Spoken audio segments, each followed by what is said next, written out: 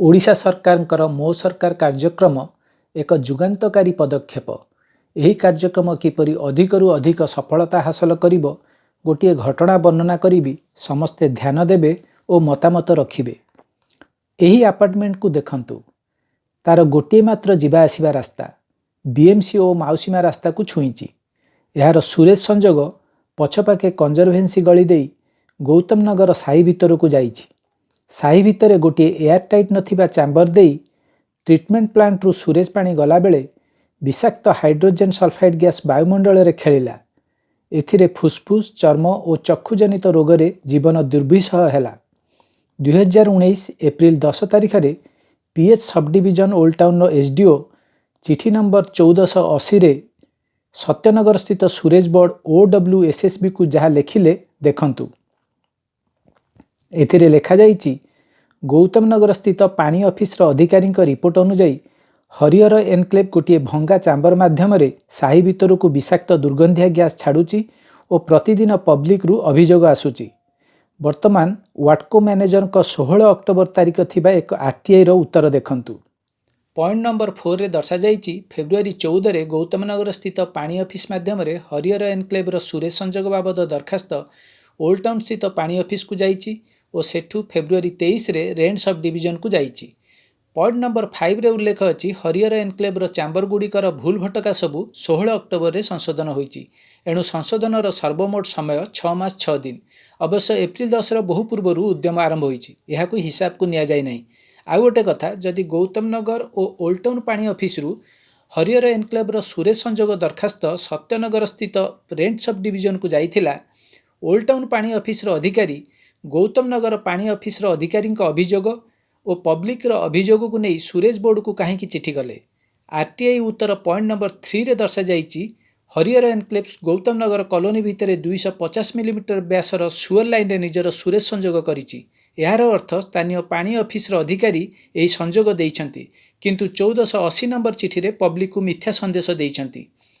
फलरे public Suresh board रे सीधा सड़क अभियोग मध्य देई रिजल्ट न पाइलरु बाध्य होई सूचना अधिकारी आईन बल रे गोटे सुरेश बोर्ड रे और अन्यटी housing and urban development department रे आरटीआई करछंती।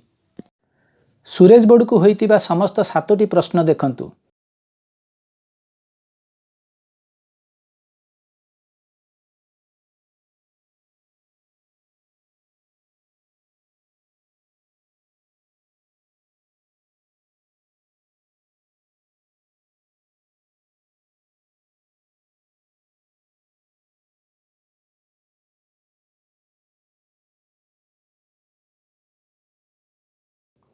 यही 7टी प्रश्नर उत्तर को देखंतु। Housing and urban development department रो होइतिबा आरटीआई रो उत्तर एबे देखंतु। दुईटी जाक आरटीआई रो उत्तर अलगा। सुरेश बोर्ड रे गोटिए छात तले सेही एका 3 महला रे यूनिट 1 यूनिट 2 अछि। गोटिए कहूची हरिहर एनक्लेव रो सुरेश संजोग विषय रे किछि जानि नाहंती, आउ गोटिए कहूची एही सुरेश संजोग अनऑथराइज्ड। सुरेश बोर्ड रे आरटीआई रो अपील बेले कथोपकथन शुणंतु। यह दीर्घ 25 मिनिट अवधि रेकर्डिंग रो किंचित अंश। भड़ाटा नौचंती, किंतु ये जो सुरेश डिपार्टमेंट माने सुरेश लाइन रो मालिक होचंती आपण नाही। आउ मालिक पीएचडी आया पीएचडी से मालिक हां आपण तले कोन करछन? आमे पार्टली ए जो तांकर जो अमृत स्कीम आसला हठात तांको ऊपर बडन हला बोली हमको कहले तमे किछ दिन पय एटा मेंटेनेंस कर दो। पुनी अगेन वाटको कोटा चली जाउजी ऑलरेडी हे चलानी ऑर्डर होई छै। अच्छा सेटा हेला पर पुनी आपनकर कोन काम हो? आपण ऑफिस ना हम ओरिजिनल काम आमे करू। आपण ओरिजिनल काम रो नेचर हला नुआ जो सीरीज लाइन पडिबो मेन इंटरनल पुनी से माने मेंटेन करिवे को ये पीएच वाला। अच्छा ये जो अप्रैल 17 पीएच वाला आपन को टोटल दायित्व दे दीछन जे एक्सटर्नल इंटरनल नो दायित्व नो मेंटेन करो फॉर द टाइम बिंग। पुनी वर्तमान हे चालानी माइनर सब मीटिंग रे सेक्रेटरी कर सारानी ता वाटको बे न्यूली फॉर्मड। वाटको is a organization within an arms length of BMC. वाटको जो फॉर्मेशन जो वर्तमान वाटको पूरा ଏଇ ଟିକେ ଅଲରେଡି ହେଇସାରିଲା ଖାଲି ଅର୍ଡର ଅଧିକା ଆସୁଛି ଫ୍ଲୋ ଆସୁଛି ଆଙ୍କର ବ୍ୟାକ୍ ଫ୍ଲୋ ହେଇକିରି ସେଟା ପାଣି ଠିକ୍ ଠାକ୍ ହଉଛି ବନ୍ଧଟା ହଉଛି ବନ୍ଧଟା ହଉଛି ନା ଆଉ ଆମେ ନା କ'ଣ କରିବୁ ଆମେ କ'ଣ କନେକ୍ସନ୍ କାଟିପାରିବୁ ମୁଁ କହିଲି ଅଥରାଇଜ୍ କନେକ୍ସନ୍ ନା ହଁ ଅଥରାଇଜ୍ କନେକ୍ସନ୍ ଆଉ ସେମାନେ ପାଶେ ତ ସବୁ ଆଲାଉ କଲେ ହଁ କନେକ୍ସନ୍ ସାର୍ କିଏ ଆଲାଉ କଲେ ଆମେ ଯେଉଁ ପବ୍ଲିକ୍ ଆଲାଉ ହଁ ସେଇଟା ମିଛ କଥା ସାର୍ ପବ୍ଲିକ୍ ବୋଲି କେହି ନାହାନ୍ତି ହଁ ହଁ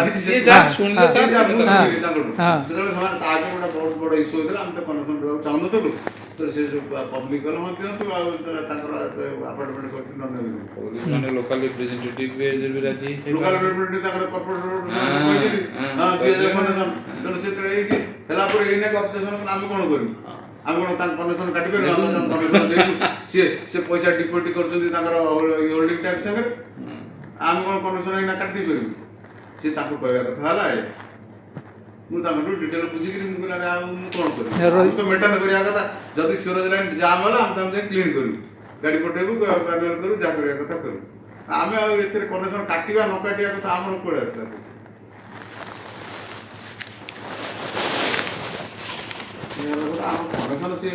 ଆପଣ ଏତେ ସମୟ ଏତେ ଦିନ ନଷ୍ଟ କଲେ କିନ୍ତୁ ସେତେବେଳେ ଯଦି ଆପଣ ରେଣ୍ଟ ସବୁ ମାଗିଥାନ୍ତେ କେମିତି ମେନ୍ କଥା ହେଲା ସିଏ ପରା ସେଇ କଥାଟା କହିଲେ ଆପଣଙ୍କୁ ସମସ୍ତେ ଇଏ କରେଇବେ ଆରେ ମୁଁ ତ ପୁଣି ଷ୍ଟେପ୍ ବାଇ ଷ୍ଟେପ୍ ଯିବି ନା ତାପରେ ମୁଁ ଆପଣଙ୍କୁ ସମସ୍ତେ ବିଭ୍ରାନ୍ତ କରେଇବେ ଯୋଉଟା କାଗଜ ସତ୍ୟଟା ସତ୍ୟ ଅଥରାଇଟି କନେକ୍ସନ୍ କି ଅନଅଥରାଇଟି କନେକ୍ସନ୍ ମୁଁ ଯେତିକି ପଚାରି ବୁଝି ସେଇଟା ଅଥରାଇଟି କନେକ୍ସନ୍ ଫାଷ୍ଟ ସେମାନେ ରାଜି ହେଉନଥିଲେ ତାପରେ କନେକ୍ସନ୍ ସେ ପଇସା ଡିପୋଜିଟ୍ କରି କନେକ୍ସନ୍ ନେଇଛି ଉପରୁ ପ୍ରେସର ପକେଇ କ'ଣ କରି ନେଇଛି ସେଟା ଟଙ୍କାଟି ସେ ମ୍ୟୁନିସିପାଲିଟି ଡିପୋଜିଟ୍ କରୁଛି ସେ ବାବଦରେ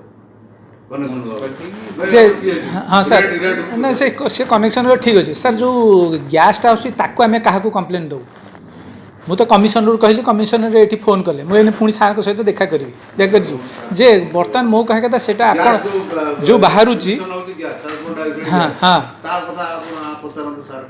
ସାର୍ କ'ଣ ପଚାରେ ପୁଣି ମୁଁ ତ କମିଶନର ପାଖକୁ ଯିବି ନା ଏଇ ଜିନିଷଟା ଆପଣମାନଙ୍କର କଥାଟାକୁ ନେଇକି ଯେ କମିଶନର କ'ଣ କହିବେ ସିଏ ତାଙ୍କ ପାଖରେ ଫୋନ୍ ନମ୍ବର ଥିଲା ପ୍ରଶାନ୍ତ ସାର୍ଙ୍କର ସେ ସେଠିକି ଘୁରେଇଲେ ଫୋନ୍ଟା ମୋ କହିବା କଥା ରେଣ୍ଟ ସେକ୍ସନକୁ ସେ ଘୁରେଇ ଆପଣଙ୍କ କଥା ନେଇକି ମୁଁ ତାଙ୍କୁ ହାଇଲାଇଟ୍ କରିବି ଦରଖାସ୍ତ ଲେଖିକି ତାପରେ ଆଗ ଦେବି ତାପରେ ସିଏ କାହାକୁ ଫୋନ୍ କରୁଛନ୍ତି ତାପରେ ଦେଖିବା ଆଉ କ'ଣ ଅଛି ମୋର କହିବା କଥା ସିଏ ତାଙ୍କର ଅଥରାଇଜ୍ ହଉ ଅନଅଥରାଇଜ୍ ହଉ ଆମର ସେଥିରେ କିଛି ଯାଇସି ନାହିଁ କିନ୍ତୁ ମୋତେ କହିବା କଥା ମୋ ଘରକୁ ଗନ୍ଧ ନ ଆସିବ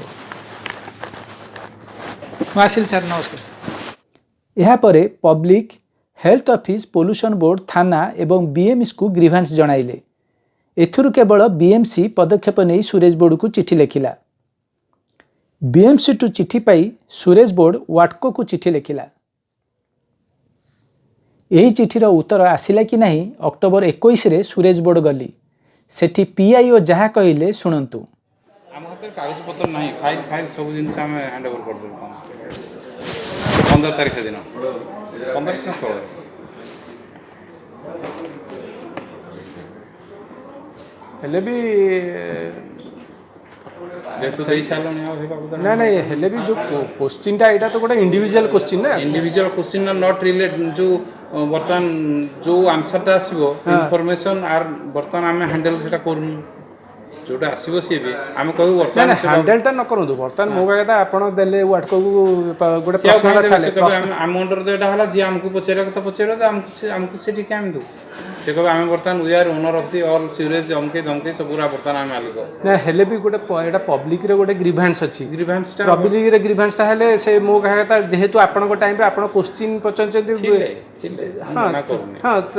ହଁ ତାମାନେ ମୋ କଥା ଆପଣ ପବ୍ଲିକଟାକୁ ଦେଖିବେନି ମୋ କହିବା କଥା ଯେହେତୁ ଯେତେବେଳେ ଇନଫର୍ମେସନ୍ ଆମ ପାଖରେ ରହିବ ସେତେବେଳେ ଆମେ ତାକୁ ଦେବୁ ପବ୍ଲିକକୁ ଦେବୁ ଯେତେବେଳେ ସବୁ ଜିନିଷ ଫାଇଲ୍ ସବୁ ଆମେ ହ୍ୟାଣ୍ଡ ଓଭର ତାଙ୍କୁ କରିଦେଲୁ ତେଣୁ ଆମେ କ'ଣ ଦେବୁ ବର୍ତ୍ତମାନ ନାଇଁ ତାମାନେ ମୋର ଗ୍ରିଭାନ୍ସଟା କେମିତି କଣ୍ଟ୍ରୋଲ ହେବ ଆମେ ଲେଖିଦେବୁ ଯେ ବର୍ତ୍ତମାନ ୱାଟକୋକୁ ସବୁ ଜିନିଷ ଆମେ ଦେଇଦେଲୁ ବୋଲି ଆମେ ଲେଖିଦେବୁ ଆପଣଙ୍କୁ ଚିଠି କରିଦେବୁ ଆମକୁ ମୋତେ ଗୋଟେ ଚିଠି କରିଦେବୁ ଆଜ୍ଞା ଯେ as per government so and so order number ଅମକେ ଅନୁସାରେ ରିଜଲ୍ୟୁସନ୍ ଅନୁସାରେ ଆମେ ସବୁ ଜିନିଷ ତାଙ୍କୁ ହ୍ୟାଣ୍ଡ ଓଭର କରିଦେବୁ ଆପଣ ଚିଠି କରିଦେବୁ କିଛି ଆଉ ଯେଉଁ ମୋ କହିବା କଥା ଆପଣଙ୍କର ଏଇ ଯେଉଁ ଢିଙ୍କିକୁଟ ଖେଳ ଭିତରେ ୱାଟକୋ ସୁରେଜ ବୋର୍ଡ଼ ୱାଟକୋ ସୁରେଜ ବୋର୍ଡ଼ ଆମେ କେତେବେଳେ ସୁରେଜ ବୋର୍ଡ଼ ଆସିବୁ ପୁଣି ଚେଞ୍ଜ ହେବ ମୋ କହିବା ଆମର ଆଉ ଗ୍ରିଭାନ୍ସଟା ହେବନି ସରକାର ଏଇଭଳିଆ ନୀତି କରିଛନ୍ତି ନୀତି କରି ହଁ କୁହ 15 ଅକ୍ଟୋବରରେ ସୁରେଜ ବୋର୍ଡ଼ ୱାଟକୋକୁ ସୁରେଜ ଲାଇନ୍ର ସମସ୍ତ ରକ୍ଷଣାବେକ୍ଷଣ ଦାୟିତ୍ୱ ହସ୍ତାନ୍ତର କଲେ ବୋଲି ସୁରେଜ ବୋର୍ଡର ପବ୍ଲିକ୍ ଇନଫର୍ମେସନ୍ ଅଫିସର କହୁଛନ୍ତି।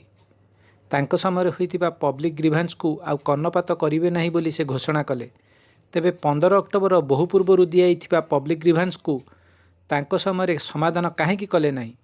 ଏହା ଗୋଟିଏ ଛନ୍ଦର ମନ୍ଦର କଥା ନୁହେଁ କି? ତେଣୁ ସୁରେଜ ବୋର୍ଡର ମେମ୍ବର ସେକ୍ରେଟାରୀଙ୍କୁ ଚିଠି ଲେଖି ଅନୁରୋଧ କଲି ୱାଟକୋକୁ ଲେଖିବା ପାଇଁ ଏହି ଚିଠିର ଉତ୍ତର ସିଧାସଳଖ ମୋତେ ପଠାଇବେ। ଏହି ଚିଠି ଦେଖନ୍ତୁ। ବର୍ତ୍ତମାନ ଆପଣମାନେ କୁହନ୍ତୁ ହରିହର ଏନକ୍ଲେଭର ମାସିକ ସୁରେଜ ସଂଯୋଗ ବାବଦ ବିଲ୍ କେତେ? କେବେଠୁ ସେମାନେ ଏହି ବିଲ୍ ପୈଠ କରୁଛନ୍ତି? ମୋର 18/9/2019ର RTI ପ୍ରଶ୍ନ ସବୁ ଦେଖନ୍ତୁ। ପ୍ରଥମ ଦୁଇଟିର ପ୍ରଶ୍ନର ଉତ୍ତର ମିଳିନାହିଁ। ଏଇଠି କହି ରଖେ ଅକ୍ଟୋବର ପ୍ରଥମ ସପ୍ତାହରେ ଯେତେବେଳେ ୱାଟକୋର ରେଣ୍ଟ ସବ୍ ଡିଭିଜନରେ ହରିହର ଏନକ୍ଲେଭର ସୁରେଜ କଞ୍ଜ୍ୟୁମର ନମ୍ବର ଖୋଜିଲି ଏହା 070118 ବୋଲି ଜଣାପଡ଼ିଲା। କମ୍ପ୍ୟୁଟରରେ ବସିଥିବା ଲୋକ ମୋତେ କହିଲେ 6 ମାସ ହେଲା କଞ୍ଜ୍ୟୁମର ନମ୍ବର ଦିଆଯାଇଛି କିନ୍ତୁ କୌଣସି ମାସ ବିଲ୍ ବାବଦ ପଇସା ନିଆଯାଇ ନାହିଁ। ତେବେ ସୁରେଜ ସଂଯୋଗ ବାବଦ ଅର୍ଥ ସରକାରୀ ତହବିଲକୁ ନ ଯାଇ କାହାର ବ୍ୟକ୍ତିଗତ ପକେଟକୁ ଯାଉଛି କି? ବିଶେଷ କଥା ହେଉଛି ଥରେ ହରିହର ଏନକ୍ଲେଭର ଚାମ୍ବର ଉଛୁଳି କଲୋନୀରେ 2 ସପ୍ତାହ କାଳ ଜୀବନ ଦୁର୍ବିସହ କଲା। କଲୋନୀ ରାସ୍ତାରେ ଆପାର୍ଟମେଣ୍ଟ ଲୋକ ଯା ଆସ କରୁନଥିବାରୁ ସେମାନେ ଜାଣିପାରିଲେ ନାହିଁ। ମାର୍ଚ୍ଚ ମାସରେ କଲୋନୀ ଲୋକ ଯେତେବେଳେ ଆପାର୍ଟମେଣ୍ଟର ସେକ୍ରେଟାରୀଙ୍କୁ ଅନୁରୋଧ କରିଥିଲେ ଚାମ୍ବରକୁ ଏୟାରଟାଇଟ୍ କରିବା ପାଇଁ ସେତେବେଳେ ସେ ସରକାର କହିଲେ କରିବେ ବୋଲି ପ୍ରତିଶ୍ରୁତି ଦେଇଥିଲେ। ଏଣୁ ପବ୍ଲିକ୍ ଗ୍ରିଭାନ୍ସ ନେଇ ଏ ଅଫିସରୁ ସେ ଅଫିସ ହେଉଥିଲେ। ଆଉ ମଧ୍ୟ 2 ସପ୍ତାହର ରାସ୍ତାରେ ଦୁର୍ଗନ୍ଧ ପାଣିର ସୁଅ ବେଳେ ଆପାର୍ଟମେଣ୍ଟ ଲୋକଙ୍କୁ ପୂର୍ବର ଅସହଯୋଗ ଯୋଗୁଁ ରାଗି କରି ଜଣାଉନଥିଲେ। 15 ଦିନ ବେଳକୁ ବାଧ୍ୟ ହୋଇ ଜଣାଇବାରେ ସୁପରଭାଇଜର 2 ଦିନ ପରେ ଜାମ୍ ସଫା କଲେ କିନ୍ତୁ ଚାମ୍ବରକୁ ଏୟାରଟାଇଟ୍ କଲେ ନାହିଁ। ଏହାର ଅର୍ଥ ନୁହେଁ ଚାମ୍ବର ଆଗରୁ ଏୟାରଟାଇଟ୍ ଥିଲା।